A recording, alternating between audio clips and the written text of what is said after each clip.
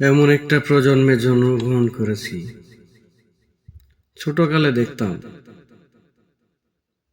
মানুষ মানুষের দুঃখ কষ্টের কথা শুনলে একজন আরেকজনকে সহানুভূতি করত বা আফসোস করত, ইস, ওই মানুষটা দুঃখে আছে, না জানি আমি যদি তাকে সহযোগিতা করতে পারতাম। বা অন্যকে বলতো, দেখো ওই মানুষটা দুঃখে আছে, ওকে একটু সহযোগিতা করো। মানুষের ভিতরে একটা ইনসানিয়ত দেখতাম ওই সময়।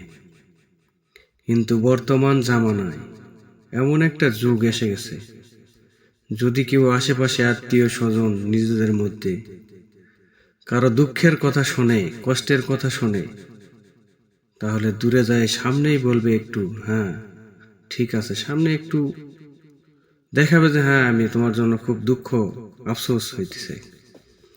কিন্তু ওইখান থেকে সরে যায় অন্যজনকে বলবে যে ওই দুঃখে পড়ছে, খুব ভালো হয়েছে, ওই রকম ওই রকম, মানে ওর যত দোষ ত্রুটি আছে সব তুলে ধরবে। মানুষ এখন বর্তমানে টাকা পয়সা মিলানো যায়, কিন্তু ভালো একটা মানুষ মিলানো খুব কঠিন পরিস্থিতি এসে গেছে।